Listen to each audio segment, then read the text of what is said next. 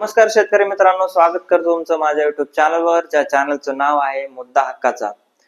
तर मित्रांनो, काल वाशिम येथील पोहरादेवी येथून नरेंद्र मोदी यांनी महाराष्ट्राची राज्य सरकारची योजना नमो शेतकरी व केंद्र शासनाची योजना पीएम किसान योजना या दोन्ही योजनेचे काल हप्ते हे शेतकऱ्यांच्या अकाउंटमध्ये किंवा शेतकऱ्यांच्या बँक खात्यामध्ये टाकले आहेत।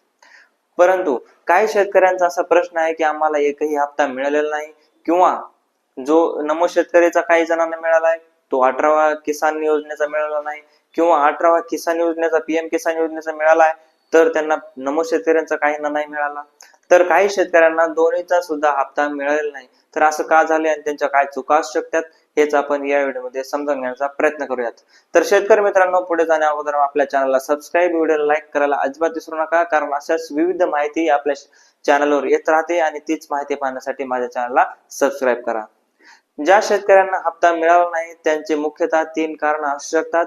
एक तर भूलेख पोर्टलवर त्यांची नोंदणी अपडेटेड नसावी, दुसरं असू शकतं ते कारण म्हणजे ज्या ई-केवायसी केलेली त्यांनी नसावी, आणि तिसरं कारण असू शकतं ती म्हणजे बँकेला आधार कार्ड लिंक त्यांचं नसावं।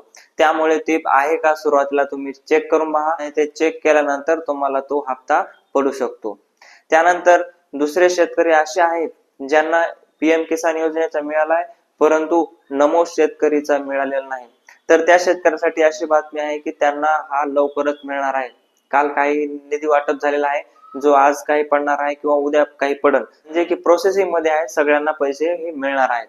काही जणांना दोन्ही योजनेचा लाभ मिळाला नाही, म्हणजे नमो शेतकरीचा सुद्धा मिळाला नाही किंवा पीएम किसान 18 हप्ता सुद्धा मिळाला नाही। त्या शेतकऱ्यांनी ई-केवायसी चेक करून पहा, आधारले बँकेला लिंक आहे का ते पहा, आणि भूलेख पोर्टल जे मेन आहे त्याच्यावर आपण अपडेट आहेत का ते पहा। त्याच्यामुळे शेतकऱ्यांनी कुठलीही चिंता करायची गरज नाही, कुठे 4000 रुपये कुठेही जाणार नाही, तुमच्या खात्यावर ते उद्या किंवा परवा दिवशी येतील।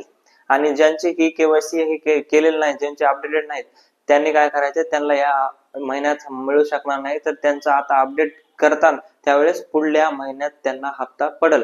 त्यामुळे शेतकऱ्यांनी चिंता करू नये। तर मित्रांनो, तुम्हाला माहिती आवडल्यास माझ्या चॅनलला सबस्क्राईब, व्हिडिओला लाईक करायला अजिबात विसरू नका। धन्यवाद।